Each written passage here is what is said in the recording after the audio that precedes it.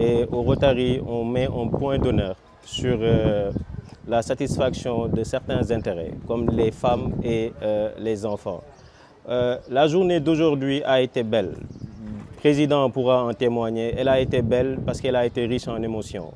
Ça a été une journée qu'on a consacrée aux pensionnaires de la maison d'arrêt pour femmes de Rufisque et également aux Dara.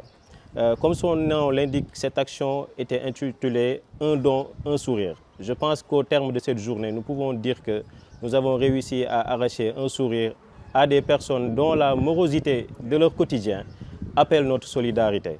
Le Rotary, comme vous pouvez le constater, est une association qui est au premier plan en termes de solidarité, en termes de secours au profit des gens les plus démunis. C'est aujourd'hui, PDG l'a dit, donc on peut le répéter, c'est aujourd'hui une réussite qui ne tient pas à nos personnes, mais à la conjugaison des efforts de tous les membres du club. Je veux citer au premier plan notre commission action avec le coordinateur Badiane, ses Amazones, Mariem et Kouki, Issifi, Elage. Et par-delà, à travers eux, j'aimerais remercier l'ensemble des membres du club Rotary. C'est une amitié, c'est une fraternité. Il peut y arriver qu'il y ait des positions différentes, mais à la fin, c'est le Rotary qui gagne. On arrive à coordonner, on arrive à faire de belles actions. Et c'est pour ça d'ailleurs qu'on est là, pour le service. Et PDG, son discours est vraiment motivateur. C'est un discours qui vraiment nous inspire et nous pousse à aller de l'avant. Veuillez être rassurés par rapport à ça. Il y aura beaucoup d'actions que nous allons tenir et ce sera dans l'intérêt du Sénégal et dans l'intérêt de notre district. Je vous remercie.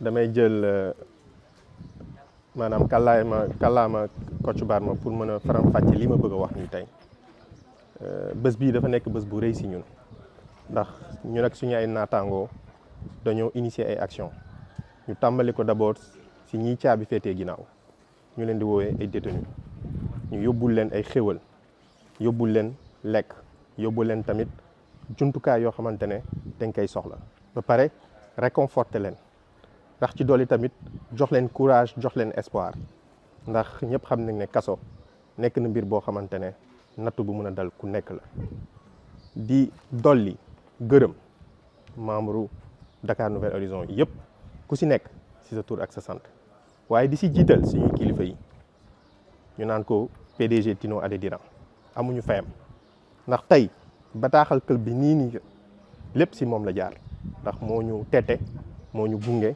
moo ñu taxaw di wër dañu jox ay conseil may dolli tamit di ñaan ADG Marcelin Kenam ndax moom tamit wax dëgg yàlla nekk ñu ku ñu gunge nekk ñu tamit ku ñu taxaw ku ñu dimbali lool waaye gàcce ngàllaama waa Dakar Nouvel Horizon ñëpp amul góor amul jigéen ñëpp a taxaw si action bi ku si nekk sa dërëm sa ñaar dërëm sa fukki junni lépp lañ si dugal fukki fan ngi nii nelawuñu naanuñu di daw guddeeg ngoon di xool ku si nekk loo mën a dajale ak loo mën a def si action bi wax dëgg yàlla rafetlu naa lool initiative bi waaye commission action dafa nekk commission boo xamante ne wax dëgg yàlla lii ñu sabab nii yëpp si ñoom la jógee ñu def liggéey bu mucc ay di si remercier di si féliciter Mamadou Lamine Badiane ñu naan ko président commission organisation bi tamit jëwriñ bi ñu dénk wàllum commission bi ñu naan ku koy woowee Pape Mamadou Ndiaye wax dëgg yàlla liggéey bi ñu def nii nekk na liggéey bu am solo te tamit li may ñaan mooy liggéey bii ñuy tàmbali du yem si benn ñu wëyal weer bu ne wala saa su ne buñ ko suñu kàttan mayee ñu mën a tàmbali def ay action waaye gàcce ngàllaamaa jigéen yi ndax gis nañ seen taxawaay tax ngeen seen ndigg ba mu dëgër këng góor baax na waaye jigéen tamit baax na wan ngeen ñu ko si action bi bis bi ki tey fu ñuy yenu ngeen yenu fu ñu dugg ngeen dugg tilim ni ñun tax ni ñun te pourtant da ngeen wor ngàccee gàllaama ñu leen di gërëm di leen sant di jaajëfal ñëpp wax ne wax dëgg yàlla Rotary Club Dakar Nouvel Horizon mënuñu lu di leen sant di leen gërëm di leen jaajëfal ku si nekk di la masawu yàlla na suñu borom bindal yiw borom bi am yàlla na ko suñu borom def ay xéwal yu bëree jazakumullah khairan jërëjëf. Je voulais dire merci pour toute l'équipe et l'hiérarchie, c'est l'eau ses mérites et chaque camarade c'est l'eau son apport dans l'activité de la journée. Et en tout cas, c'était une belle journée, surtout pour les clubs. Et il y a plus de joie à donner qu'à recevoir. En tout cas, aujourd'hui, j'aime ça heureux de voir l'action que nous venons de faire, compte tenu de donner la joie aux enfants de Dara et aussi aux femmes qui sont dans la prison, dans une condition là un peu difficile. Merci beaucoup et je crois bien que les actions ne vont pas se limiter par là. Je crois que c'est tous les débuts et les actions vont toujours continuer. Merci beaucoup.